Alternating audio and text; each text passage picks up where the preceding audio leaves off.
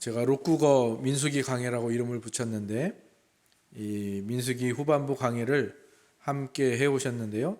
오늘 함께 나누실 26장의 말씀이 바로 이 민수기 후반부 강해의 마지막 장, 원래대로 하자면 첫 장이죠. 그래서 마지막 시간이 되겠고요. 오늘까지 해서 이 민수기 후반부의 본 내용은 끝이 나고요. 다음 주 수요일에 총 정리하는 말씀을 하고 마치려고 합니다. 그 후에는 한성 목사님께서 다시 마가복음을 계속해서 이어서 강해해 주실 것입니다. 록국어 민수기 후반부를 거슬러 올라온 이유 중 하나는 바로 오늘 본문에 나오는 2차 인구조사, 그 이후에 일어난 일들을 다 다룬 다음에 이 2차 인구조사의 의미를 나누고 싶었던 것도 하나의 이유입니다. 이스라엘 백성이 40년의 광야 생활을 마치고 요단 동편에서 조금 떨어진 이 모압 평지 시딤이라는 곳에서 마지막 진을 칩니다. 여기에서 오늘 다룰 2차 인구조사는 물론이고 우리가 그동안 다루었던 내용들이 모두 이곳 근처에서 다 이루어지는 것이죠. 여호수아를 지도자로 세우고 제사와 절기제도를 세우고 지나온 점들을 찍어보고 이어보고 땅 분배에 대한 모든 것을 다루고 그 다음에 도피성에 대한, 그리고 이 슬로바앗의 딸과 같이 이제 예전과는 다른 그들에 대한 제도까지도 규례들을 세워가는 이 모든 일들을 이곳에서 이루어진다는 것은 이곳이 굉장히 깊은 의미가 있는 곳이다라는 것을 우리가 알 수가 있죠. 이곳 시딤이라는 곳은 이스라엘 백성이 잠시 멈추어 서서 쉬는 곳입니다. 쉰다라는 것, 휴식을 취한다라는 것, 안식을 가진다라는 것.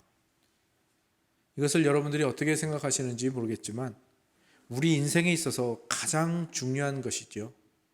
쉼, 휴식, 안식. 우리 어르신들은 바쁘게 사는 게 좋고 쉬지 않고 일하는 게 좋다라고 생각하실 수도 있겠지만 어쩌면 그것은 더 많은 것을 가지기 위한 어떤 욕심이나 또는 어려움에서 벗어나기 위한 예전의 가치관일 수도 있겠습니다. 그런데 세상도 벌써 주 5일 근무 체제를 지나서 주 4일 체제로 바꾸어 가려고 하고 있죠. 이미 유럽이나 미국은 이미 그것들을 곳곳에서 시도하고 있기도 하고요. 아마 우리나라도 그런 것들을 시범적으로 이제 운영하지 않을까 그런 생각이 듭니다. 쉰다라는 것, 세상도 그것이 얼마나 중요한지를 알고 있고요. 쉬는 것, 쉬고 나서야 오히려 사람이 훨씬 더 효율적으로 일을 하고 더 집중적으로 일할 수 있다라는 것을 알고 있는 것이죠. 그것이 가능한 이유는 하나님이 사람을 그렇게 창조하셨기 때문입니다. 사실 인간의 창조 목적, 천지를 창조하신 목적이 그 쉼에 맞춰져 있다는 것을 우리가 기억해야 합니다. 하나님께서는 6일 동안 창조하시고 7일째 쉬심으로, 안식하심으로 창조를 완성하셨죠. 그리고 사람에게도 쉬라라고 말씀을 하셨습니다. 그래서 어떻게 보면 사람이 창조된 다음에 가장 먼저 한 일은 쉬는 일이었습니다. 쉬는 것이 그만큼 중요한 것이죠. 이처럼 우리 인생에 있어서 가장 중요한 것은 쉼입니다. 잠시 멈추어 서서 지나온 길을 바라보며 또 앞으로 나아가야 할 길을 짐작해보는 것은 쉴 때에만 가능해지는 것이고요. 그러한 쉼은 잠깐이지만 어쩌면 가장 중요한 순간이 될 수 있는 것이죠. 앞으로 나아가는 것보다 잠시 쉬면서 나를 향한 하나님의 손길을 바라보고 그동안 나를 만지셨던 하나님의 손길들을 바라보고 또 그것들을 앞으로도 이렇게 하실 것이다 라고 바라보는 그 순간은 어쩌면 신앙에 있어서도 최고의 순간 중 하나가 될 수 있지 않을까요? 그런 의미에서 우리는 기도해야 합니다. 특별히 내년에 안식년을 가지실 한 목사님과 그 가정을 위해서 우리는 많이 기도해야 합니다. 이따가도 함께 기도하겠지만 이 호주에서 가족들을 만나고 쉬시는 동안에 하나님이 참된 안식을 허락해 주시기를 위해서, 그리고 그 쉼 중에 정말 하나님이 허락하시는 그 최고의 순간들을 맞이할 수 있도록 우리는 지금부터, 그리고 그 안식년이 끝날 때까지 우리는 기도해야 할 것입니다. 뿐만 아니라 우리 공동체의 쉼, 우리 자신의 쉼, 우리 지체들의 참된 안식을 위해서도 우리는 계속해서 기도해야 할 것입니다. 그렇다면 쉬는 것이 그렇게 중요하다는 것을 알았는데, 그럼 쉬면서 무엇을 해야 되느냐? 쉰다라는 것은 그냥 마음을 놓아버리고 게으름을 피운다, 이런 기간이 아니지요. 그런 쉼은 의미 없이 지나가기 마련이고요. 어쩌면 오히려 더 악한 결과를 가져올 수도 있습니다. 사람은 쉬면서 7일째 쉬었지 않습니까? 그러니까 6일 동안 창조하신 하나님의 그 세계를 바라보아야 되는 겁니다. 하나님이 6일 동안 이렇게 창조하셨구나. 근데 왜 하나님이 하필 나를 6일째, 마지막 그 6일째에 나를 창조하셨을까? 맨 마지막에? 그러면서 그 다음에 왜 쉬게 하셨을까? 그것을 보면서 알 수 있는 게 무엇입니까? 이 창조의 중심이 나구나. 이 창조의 중심이 나고, 이 창조의 목적이 이 쉼에 있구나. 쉬면서 내가 하나님을 바라보고 하나님을 만날 수 있으니까. 이렇게 하나님의 손길을 바라보고 그 하나님의 목적들을 바라본 자에게서 마땅히 나오는 반응은 바로 하나님께 영광을 돌리는 것이겠죠. 하나님께 감사하는 것이겠죠. 하나님께 예배하는 것이겠죠. 그래서 그 하나님을 감사함과 동시에 나의 인생에 초대하는, 이게 바로 안식일에 우리가 해야 될 일이고요. 안식일의 의미인 것이죠. 그래서 진정한 안식은 마음을 놓아버리거나 게으름을 피는 것이 아니라 그 앞에 또 지나온 날들을 바라보며 하나님을 초대하는, 그러기 위해서 잠시 멈추는 것을 쉼이라고 하는 것이죠. 그래서 우리 인생에 있어서 이런 쉼과 안식의 순간들을 주기적으로 가져야 합니다. 그 시간이 동력이 되어서 우리가 정말 신자로서 또 하나님의 백성으로서 그 인격과 신앙이 재도약하는 경험들이 그 쉼의 순간들에, 안식의 순간들에 생겨나기 때문이죠. 그런 일들이 우리 모두에게 있기를 소망해 봅니다. 이스라엘 백성은 이 시딤 광야에서 멈춰서 쉼을 가지고 있죠. 그런데 참 이스라엘은 이 좋은 쉼을 가지고 실수를 합니다. 사실 우리가 26장까지 다루기니까 이 앞에 나오는 내용들을 나중에 한번 읽어보시면 좋겠는데요. 25장에 보면 이스라엘 백성은 쉬면서 뭘 했는가 하면 그냥 마음을 놓아버리니까 뭐가 보였을까요? 아주 쓸데없는 것들이 보이기 시작했습니다. 미디안 여인들, 그들이 눈에 들어왔고 그들에게 홀려서 성적인 범죄와 우상 숭배를 동시에 진행해 버리게 되었죠. 단체로 간음을 하는, 참 쉬면서 하지 말아야 될 그 마음을 놓아버리는 그 시간을 통해서 이러한 죄에 빠지게 된 것이죠. 이로 인해서 하나님의 진노가 이스라엘에 임했고 그것이 연병으로 나타났고요. 이 연병으로 인해서 24,000명이나 죽는 일이 발생을 했습니다. 이것은 하나님께서 분명하게 보여주시는 겁니다. 하나님이 주신 안식을 잘못 사용할 때 얼마나 치명적이고 악한 결과를 낳는지를 보여주는 사례인 것이죠. 마음을 놓아버릴 때 마귀가 어떻게 그 틈을 타서 우리를 나쁜 길로 인도해 가는지를 극명하게 보여주는 사건인 겁니다. 이스라엘 백성은 그에 상응하는 징벌을 받게 되었던 것이죠. 그런데 우리 하나님은 어떤 분이시죠? 그렇게 바닥보다 더 깊은 지하실을 경험한 이스라엘을 그냥 그대로 내버려 두지 않으시고, 징벌이 징벌로 끝나지 않게 하시고, 징벌로 사건을 덮지 않으시고, 이제 이 심은 것은 심은 대로 거둔다라는 그것은 징벌로 알게 하셨다면, 지하실을 확인함으로 알게 하셨다면, 이제 참된 쉼이 무엇인지, 진짜 안식이 무엇인지를 알게 하시는 과정으로 나아가십니다. 이게 우리 하나님이세요. 이게 우리 아버지시죠. 참으로 그 선함심과 인자하심이 영원하신 분이라는 것이 드러나고 있죠. 그래서 이스라엘 백성의 참된 심을 가르치는 것이 우리가 지금까지 나누었던 그 모든 이야기들입니다. 그리고 그 이야기의 시작이 오늘 본문에 나오는 이 2차 인구조사로 시작되는 것입니다. 인구조사는 사실 민수기 1장에서 이루어졌었죠. 광야로 들어가기 전에 마치 그 신병이 훈련소에 입소하는 것처럼 각자 군번을 부여받고 총 숫자를 세는 그런 일들을 한 것이죠. 그래서 그로 인해서 그들이 알게 된 것은 무엇이었냐면 하나님이 너무 신실한 분이시고 언약을 분명히 이루어 주시는 분이라는 겁니다. 하나님께서 아브라함에게 주신 언약, 너의 자손을 하늘의 별같이 바다의 모래같이 많게 하겠다는 그 언약이 그들 자신에게 이루어진 것을 인구조사를 통해서 확인을 하는 거죠.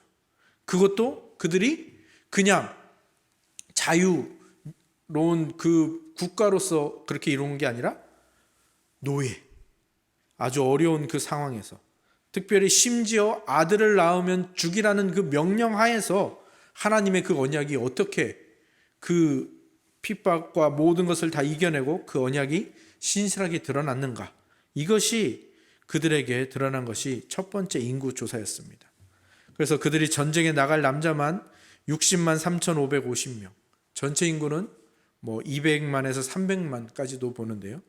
그런 무시무시한 숫자가 되었다라는 것. 그래서 하나님께서는 먼저 이 1차 인구조사를 통해서 애굽물을 빼시고 신실하신 하나님을 깨닫게 하시고 그 다음에 이 훈련을 시작하시는 것이죠. 자신을 여전히 노예로 생각하는, 그 애굽의 종이라고 생각하는 그들에게 그들이 하나님 나라의 주권 백성이며 하나님의 군사임을 알려주시는 방법으로 1차 인구조사를 사용하시고, 그 하나님이 얼마나, 그들의 주인 되신 하나님이 얼마나 신실하게 언약을 지키시는 분인지를 알려주시는 거죠.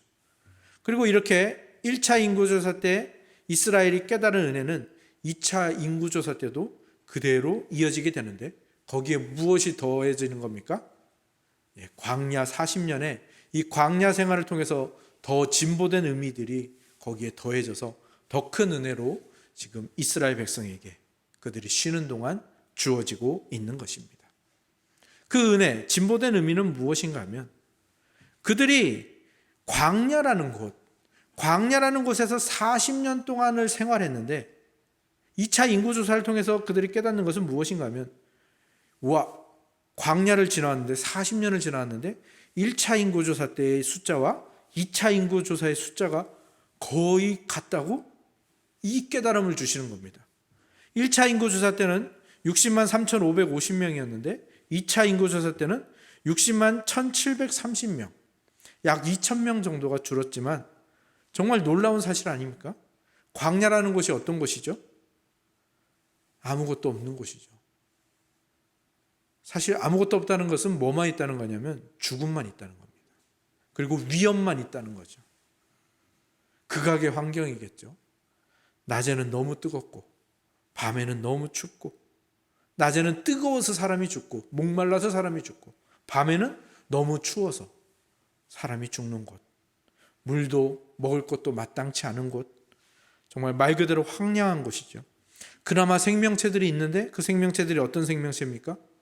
맹수거나 또는 독충이거나, 그런 죽음뿐인 곳에서 200만 명이 넘는 사람이 40년을 살았는데 겨우 2,000명이 줄었다? 거의 그 숫자가 변하지 않았다? 그건 진짜 기적인 것이죠.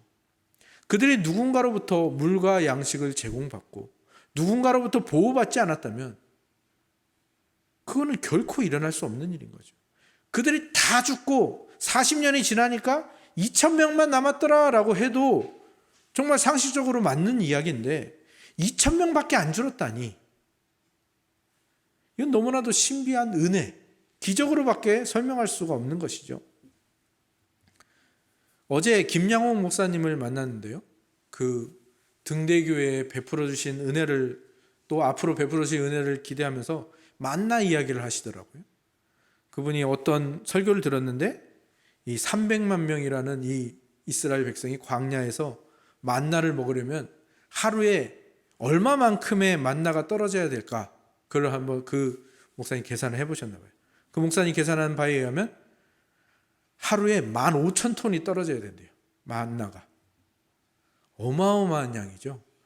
그래서 15,000톤 하니까 너무 많아요. 제가 생각에 너무 많은 것 같아요. 그래서 제가 그냥 다시 계산을 해봤어요. 그냥 이게 15,000톤이라는 것은 모두가 먹고 남는 그 양을 모두 먹을 수 있는 거에 한 10배 정도를 계산한 것 같더라고요.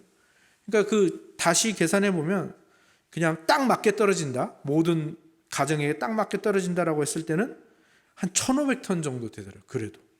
그러니까 어마어마한 양이 하늘에서 진짜 내리는 겁니다. 양식이. 그리고 300만 명이 아니고 200만 명이라고 하고 더 줄여서 제가 최소로 한번 줄여봤어요. 최소로 줄여도 매일 1,000톤 정도는 떨어져야 돼요.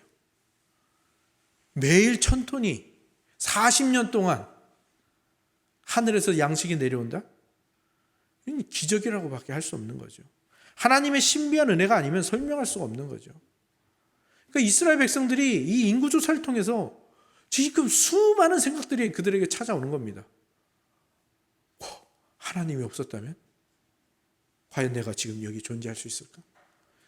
이것을 바라볼 수 있는 참된 쉼을 하나님이 가르치고 계시는 거죠. 우리도 그래야 합니다. 우리도 우리 자신을 바라볼 줄 아는 시간을 가져야 되고요. 우리 자신, 그리고 우리가 지나온 날들을 바라볼 줄 알아야 합니다. 한번 돌아보시기 바랍니다. 여러분, 많은 위기가 있지 않으셨습니까? 사실 저는 제 자신이 제일 신기합니다. 제가 여기서 말씀을 전하고 있다는 게. 저는 다른 건 다 해도 목사는 안 한다고 했던 사람이거든요. 여러분은 어떠십니까? 많은 변화가 있지 않으셨어요? 저는 지금 여기에 있는 것 자체가 저는 기적이고요. 사실 여러분들도 여기에 없어도 이상하지 않을 만큼 큰 위기들을 많이 겪으셨잖아요. 죽을 뻔한 위기도 있고 또 여러 가지 위기들. 또 여러분들의 예수님 믿기 전에 한번 그 모습들을 한번 생각해 보시면 지금 여기서 여러분들이 기도하러 이 자리에 나오셨다는 것 자체가 사실 우리 자체가 기적이지요. 그러니까 하나님께서 쉼을 주시고 안식을 주신 이유는 바로 그것들을 발견하라는 겁니다. 하나님은 이스라엘 백성에게 정말 이 죽음이랑 똑같은 의미의 광야에서 하나님 안에만 생명이 있음을 깨닫게 하시는 것이죠. 그걸 지금 인구조사를 통해서 그들이 다시 한번 깨닫고 경험하게 하는 것입니다. 우리도 마찬가지죠. 생명이 없는 이 세상에서 오직 하나님의 백성으로 살면서 하나님 안에만 생명이 있고 그 하나님 안에만 자유와 자라남과 회복이 있다는 것. 우리가 그것을 경험한 기적의 증거들이지 않습니까? 하나님이 이스라엘을 잠시 멈추어 쉬게 하심으로 그것을 보게 하시는 것이고요. 오늘 우리에게도 이 말씀 앞에 잠시 멈추어 서서 그것들을 보게 하시는 그 하나님의 손길을 기억하시고 느끼시기 바랍니다. 2차 인구조사에 더해진 진보된 또 하나의 의미가 있는데 그 2,000명이라는 숫자가 줄어드는 것, 그게 또 하나의 의미가 있습니다. 이스라엘 백성들이 체감적으로 느끼는 숫자는 광야 그것을 떠나서 아마 그들은 우리 중 절반은 죽었다라고, 우리의 인구가 절반은 줄었다라고 그냥 본능적으로 느끼고 있었을 거예요. 왜냐하면 아까도 말씀드린 시딤 그 음행 사건 때 24,000명이 죽었잖아요. 24,000명이 어느 정도 숫자냐면요, 청량리동 인구보다 많은 거예요. 청량리동 인구에 5,000명을 더 해야 24,000명이 돼요. 어마어마한 숫자가 죽은 겁니다. 뿐만 아니죠. 이 사건이 있기 전에는 그 불뱀 사건도 있었고요. 그때도 많은 사람이 죽었습니다. 그 전에는 고라자손의 반역 사건이 나왔어요. 고라자손, 그냥 한 그 족속이 그냥 땅에 삼켜졌거든요.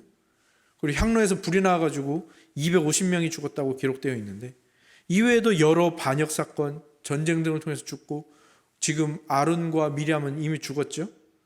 그러니까 이스라엘 백성들은 체감적으로 우리 인구가 한 반은 줄지 않았을까라고 본능적으로 느끼고 있었던 거죠. 근데 막상 인구조사를 해보니까 어떤 거예요? 40년 전이랑 거의 같다는 거예요. 이스라엘은 깨닫게 되는 거죠.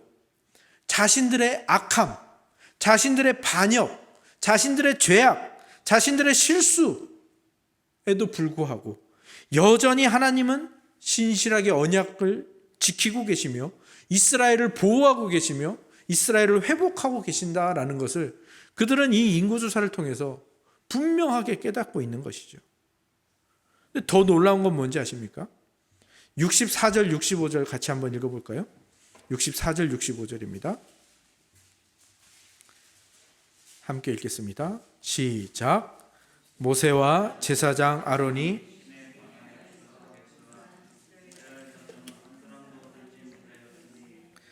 이는 여호와께서 그들에게 대하여 말씀하시기를 그들이 반드시 광야에서 죽으리라 하셨습니다.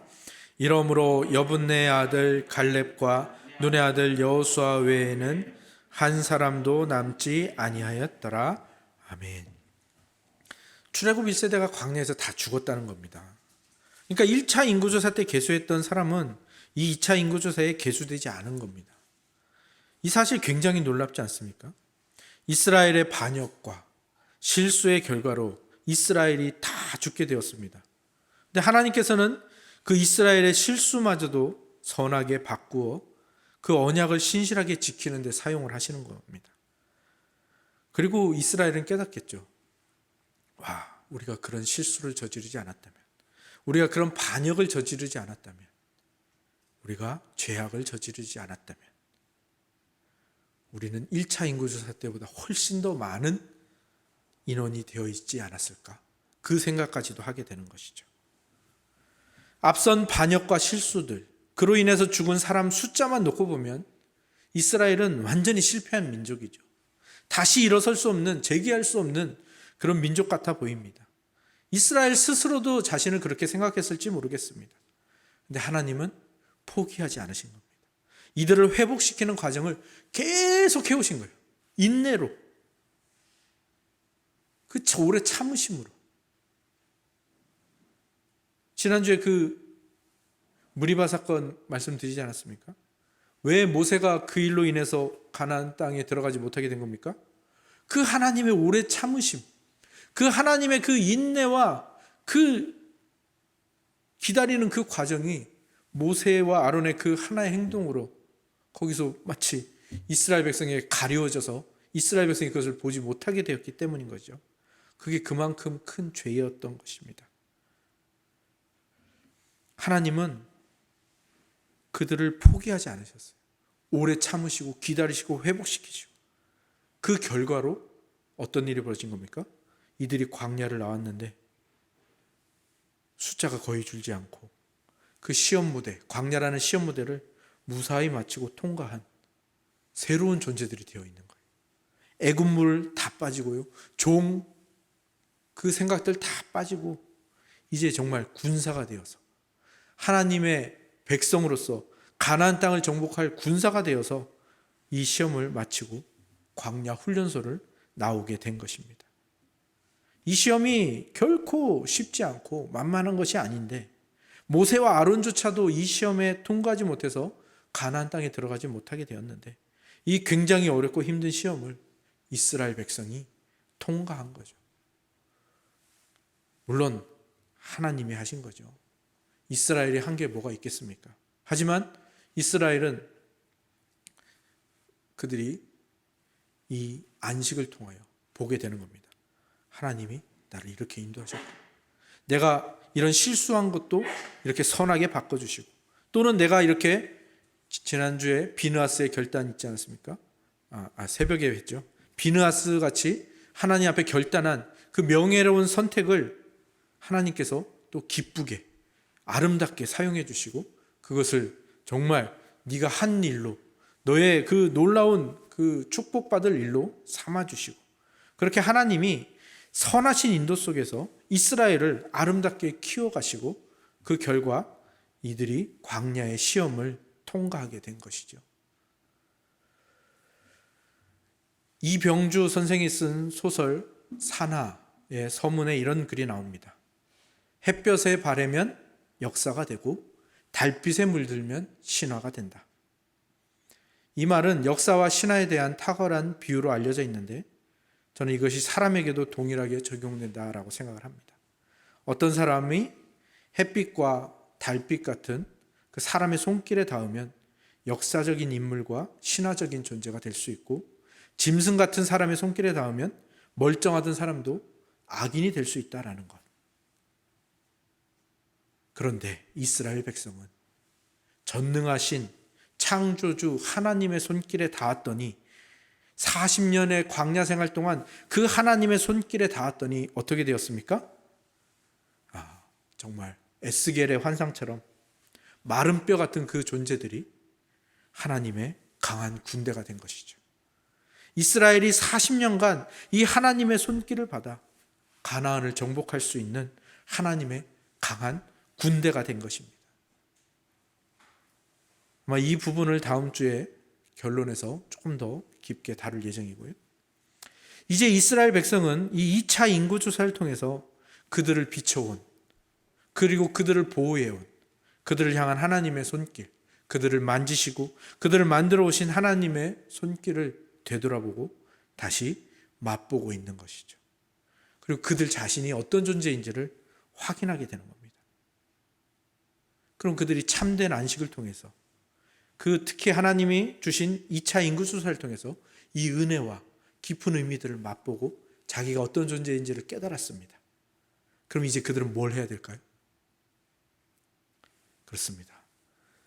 그들의 조상들이, 또 그들 자신들이기도 하죠. 그들의 조상들이 광야에서 저질렀던 실수를 다시 반복하지 않으려고 애써야 됩니다. 무엇보다도 하나님의 손길이 닿아서 내가 이렇게 무사히 통과할 수 있었음을 기억하면서 그 하나님을 내 인생의 주인으로 모시는 그 일을 힘써야 하는 것, 바로 그것이 그들에게 남아있는 것이죠. 그렇지 않으면 이제 그들은 망합니다. 광야에서 죽어도 이상하지 않았던 사람들이 하나님의 손길에 닿으니까, 하나님이 주인이 되시니까 광야도 통과했는데, 이제 그 하나님의 주인 되심을 버리면 물과 양식이 있고 젖과 꿀이 흐르는 그 땅에서 그들은 멸망하게 될 겁니다. 하나님을 주인으로 모시지 않고 하나님이 임재하시는 성막 중심의 삶을 포기하면 그 풍요로운 땅에서 그들은 생명을 잃게 될 것입니다. 그것을 그들은 지금 깨닫고 다짐하고 있는 것이죠. 하나님이 주인이 되셔야 한다. 내가 주인이 되면 죽는다. 마지막으로 이야기 하나를 들려드리려고 합니다. 깊은 산속에 연못이 하나 있었습니다. 여기에 오리 한 쌍이랑 거북이 한 마리가 아주 다정하고 사이좋게 살고 있었습니다. 어느 해 큰 가뭄이 들었습니다. 이 연못이 바짝 말라버렸습니다. 비도 오지 않습니다. 하늘을 날 수 있는 오리 부부는 동쪽으로 산을 3개 넘어가니까 물이 마르지 않는 호수가 있다는 것을 보게 되었습니다. 거북이에게 말합니다. 거북아, 미안한데 우리가 살기 위해서는 우리는 날아갈 수밖에 없어. 너는 어떻게 하지? 그러자 거북이가, 야 오리야, 하루만 더 같이 있어보자. 내가 좋은 방법을 한번 생각해 볼게. 그날 밤 거북이는 밤새 고민하다가 아주 신박한 묘안을 내놓습니다. 긴 나뭇가지 하나를 가져와서 양쪽을 오리 부부가 물고 그 중간을 거북이가 물고 오리가 날아가면 이제 세 명이 같이 날아갈 수가 있는 것이죠. 정말 좋은 생각이었겠죠. 그 묘안대로 오리와 거북이는 실행을 하고 이제 그 물이 마르지 않는 호수로 날아갑니다. 첫 번째 산을 넘어가는데 사람들이 이것을 보고 말합니다. 와, 거북이가 날아간다. 와, 저런 기똥찬 생각은 누가 했을까? 거북이 어깨가 막 이렇게 으쓱으쓱 됩니다. 두 번째 산을 넘어갈 때는 사람들이 막 박수를 칩니다. 와, 진짜 대박이다. 거북이 어깨가 이제 내려올 줄을 모릅니다. 세 번째 산을 넘어가는데 사람들이 막 환호성 지르고 막 휘파람 불고, 이야, 거북이가 하늘을 나는 저 신박한 생각은 도대체 누구의 머리에서 나왔을까? 거북이가 더 이상 참지 못하고 나, 바로 나! 그 순간 어떻게 되었을까요? 물고 있던 가지를 놓쳐서 땅에 떨어져서 죽었다는 우화입니다. 무엇을 말씀드리고자 하는지 아시겠지요? 우리가 무언가를 해내고 났을 때, 이스라엘 백성이 광야를 끝내고 났을 때 마치 자기 힘으로 한 것 같고 나 혼자 한 것 같고 으쓱해지고 교만해지는 그 자기 중심성이 찾아옵니다. 저도 마찬가지예요. 제가 가장 기억나는 게 뭐냐면 고양제일교회에서 사역할 때 가족 수련회를 준비해서 해야 되는데 그때 진짜 제일 힘들었을 때인데 정말 준비를 철저히 해가지고 진짜 재밌고 진짜 은혜롭고 아주 잘 끝냈어요. 최선을 다해서 정규 수련회 준비하고 그게 진짜 하나님의 은혜 속에서 성공적으로 잘 마쳤어요. 그런데 저도 정말 만족하지 않았겠습니까? 기쁘고 만족해서 정말 잘했다 하면서 잠들었어요. 그 다음날 아침에 눈 떠서 생각해 보니까 수련회 마치고 하나님께 감사하다는 말을 한 번도 한 적이 없고 하나님 수련회 이거 잘 무사히 끝내게 해주셔서 감사합니다라고 기도나 말 한마디를 꺼낸 적이 없더라고요. 아침에 일어나가지고 무릎 꿇고 회개하고 하나님 감사합니다라고 했던 그런 늦은 고백을 했던 기억이 있는데 사람이 다 그렇습니다. 조금만 방심하면 교만과 자기중심성이 팍 찾아오는 거죠. 그래서 하나님께서는 우리에게 자꾸 우리를 멈추게 하세요. 잠깐 멈춰봐. 너 그렇게 가다간 자기중심성으로 갈 수 있어. 자꾸 멈추게 하시죠. 사람은 그런 멈추는 시간이 필요하고요. 쉬는 시간이 필요합니다. 멈추어서서 지나온 길을 되돌아보는 시간이 반드시 필요합니다. 오늘 우리도 이 시간 잠시 멈추어서서 우리의 지나온 1년의 시간들을 돌아보았으면 좋겠고요. 또 지난 코로나로 힘들었던 지난 2년의 시간들을 돌아봤으면 좋겠고요. 지난 5년, 지난 10년, 우리 천은 공동체가 걸어온 40년 그 시간들을 한번 돌아보았으면 좋겠습니다. 그리고 그 시간에 하나님이 얼마나 많이 찾아오셨고 얼마나 많이 만지셨는지 그리고 그것들이 어떻게 우리에게 이어져서 지금 우리가 이 한 영혼을 섬기며 이렇게 사랑을 흘려보내는 교회로 지금 이렇게 서 있을 수 있는지 그것들을 돌아보았으면 좋겠습니다. 그것들 돌아보아야 이제 우리가 이 코로나 이후 시대와 2022년 걸어갈 수가 있게 되는 것입니다. 그것들 돌아보고 잊어버렸던 감사를 하나님께 올려드리고 하나님이 나를 어떤 존재로 만들어 오셨는지를 확인한 이것이 동력이 되어야 우리 신앙의 그 진일보를 위한 시간들로 갈 수가 있는 것이죠. 특별히 12월 2021년의 마지막 달입니다. 지나온 날들을 돌아보면서 나를 만지신 하나님의 손길 그리고 나를 참아주신 그 하나님의 오래 참으심과 인내 그리고 나를 향하신 그 신실한 언약의 이루심들 그것들을 바라보시고 또 그것이 나에게 어떻게 작용하는지를 내 안을 바라보시는 그래서 잠시 멈추어 서서 신앙과 인생의 중요한 그 순간들을 보내시는 저와 여러분들이 다 되시기를 주님의 이름으로 축원합니다. 아멘.